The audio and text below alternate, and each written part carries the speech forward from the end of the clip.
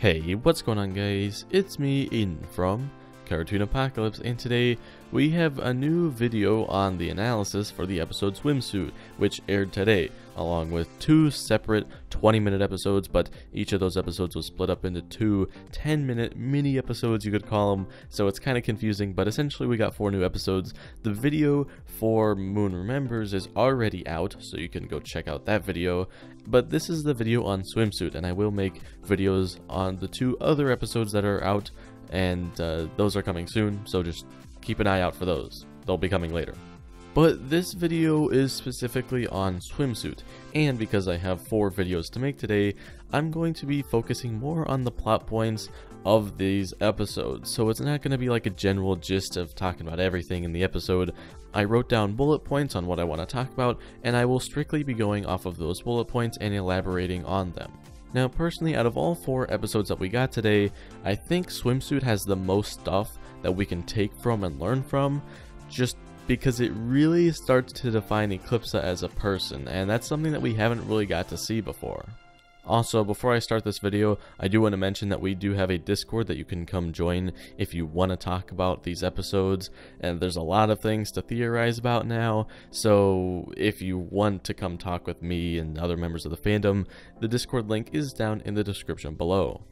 Now, this episode starts out with Marco, Star, and Tom about to go to a beach, and it sounds like they're trying to get that beach day photo, but in actuality, Eclipsa needs Star's help, and we did know that from the synopsis, and that's pretty much all we knew from the synopsis. But it is interesting to see how they were going to go try to take that photo. So when Star walks with Eclipsa, Eclipsa shows her Rhombulus, and Rhombulus just is in a huge mess. Everything's going crazy. We don't really know what's going on here, but basically Eclipsa went to Rhombulus to try to get him to free Glomgor. Rhombulus said no, and then they just kind of got into a fight, and that's how Rhombulus ended up like this. Now, one important thing to note here is Glossaryck is actually here, but Glossaryck says that he pretty much doesn't work for Eclipsa. And this was basically when Eclipsa was like, hey Glossaryck, how's it going up there? But I found it really interesting that Glossaryck doesn't work for Eclipsa. So who does he work for? Is it Meteora?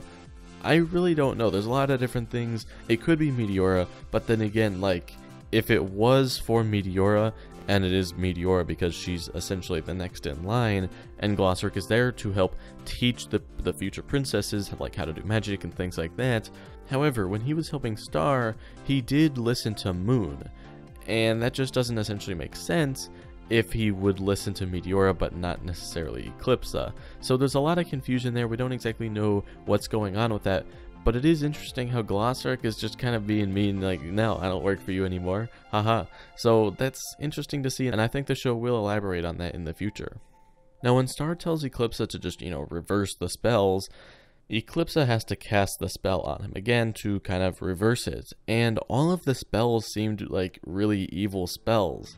And it's not like she was just trying to detain him, she was like trying to fight him, it seems like, and that's like really, all of the spells seemed evil, and I will elaborate on this later in the video, but that's just something important to keep in mind. She didn't like use like Levitato to try to just make him immobilized, she used her evil spells against him. So next, for a while, Star tries to get Rhombulus and Eclipsa to just talk it out. She's being very mature and is just overall being a real, like a queen would be, and I think that's interesting because she's not the queen and she's acting more like a queen than Eclipsa is, and again, I will elaborate on this at the end of this video. But basically, more fighting goes down and it's just this huge fighting sequence. But one thing I do want to mention is how one of Rhombulus's nipple crystals, or like really the only one left, that one broke. And how it broke is really interesting because pretty much he was slammed up against the wall from Star's leaf bombs, and when he landed up against the wall, he just kind of fell down, and that cracked the crystal. Rhombulus's crystals are supposed to be like unbreakable unless if it's from Rhombulus or the CPS, which is the crystal pulverizing spell. So how did this break just merely from Rhombulus just falling on the ground? Well, there are a couple possibilities. One, it could just be one of his earlier crystals, so it's weaker. Two, maybe it's just had enough and just the wear and tear just kind of finally gave in. I don't know, it doesn't exactly make too much sense, just simply because his crystals shouldn't be breakable, so we don't exactly know. And one of the demon twins did end up getting released. I personally don't think we will be seeing that twin again. I just think it's like a done deal, fun little reference back to season 2, but there's a possibility that he is referenced again. Now a little bit more dialogue goes on, and then Eclipsa swaps bodies with Romulus. And this is really interesting because, for one, this was mentioned in the Book of Spells. A lot of Eclipsa's spells were mentioned in the Book of Spells. However, this is one that really stood out to me as something that we would probably see in the show. But this just shows how desperate Eclipsa was to getting Globgor out. And if you think about it, it's really immature of Eclipsa to do, it's really selfish of Eclipsa to do, and it just surprised me that Eclipsa would just get this desperate to swap bodies, use evil magic for her own good and just really her own benefit. And that's really interesting, and it will tie in. Again, I will just discuss this whole thing just at the end of the video, one long thing without having to separate it out, whatever. But it is interesting to see. And Eclipsa did managed to unfree Globgor a little bit. It was just the top of his hand and a little bit of his hair, so it wasn't anything too big, but it was a little bit of progress. But I mean, Romulus does recrystallize the top of it at the end of the episode, but that's important to notice too. And at the end of this episode, Romulus really makes it clear that he is not going to free Globgor. There's no way that he himself is going to, so if Eclipsa wants to free Globgor, it's going to have to be some other way other than Romulus. So next, at the very end of the episode, Star, Tom, and Marco still manage to have like a little fun day at the end of this whole event where they just kind of, just hang out in their little room that they're in. So that's pretty cool to see, I guess. So going back to what I said earlier, I wanted to talk about how Eclipsa is acting and kind of what I touched on in the earlier video about Moon Remembers. Eclipsa in this episode is acting really irrationally, really childish, and just overall immature. And that's not something that you'd want to see a queen do. Especially a queen with this dark magic that she's willing to cast just to get her way. Moon already said that she didn't trust Eclipsa, and Glossaryck said that maybe it was a mistake to make Eclipsa the Queen of Muni again. And we can start to see why they would both kind of have that attitude, because Eclipsa is really not fit to be queen. If you really think about it, the way that she acted in this episode, at the end, she did end up being like, oh yeah, okay, this isn't how I should be acting. But the fact that she just lost control and just ended up doing it is a really big indicator that maybe she just shouldn't be queen. Maybe she just isn't ready, and she has a lot to learn, it seems like, as far as just prioritizing things, and we don't know specifically why that is.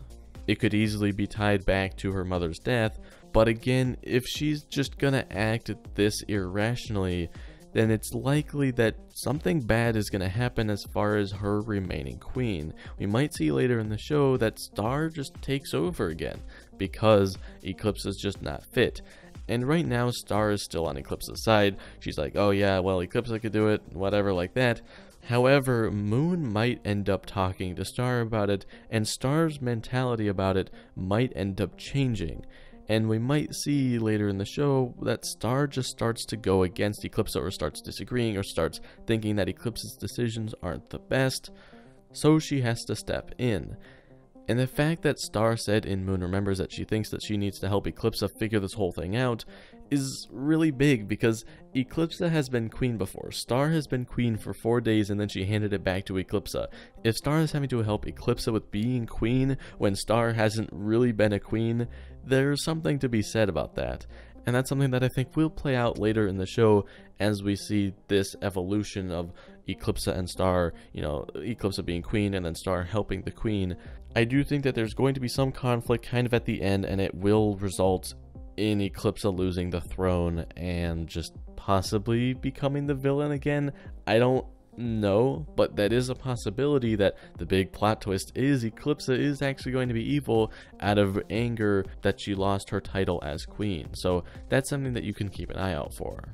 But that's really all I wanted to talk about in this episode. Like I said, this episode was just kind of the biggest one, super exciting, had a lot of stuff to talk about. But that's really going to be it. I've got 2 other videos to record today and edit. So yeah, look forward to those videos. If you did enjoy, you can leave a like and subscribe for more content similar to this. But that's going to be it for me, and I'll talk to you guys later. Goodbye. You have venom on your face.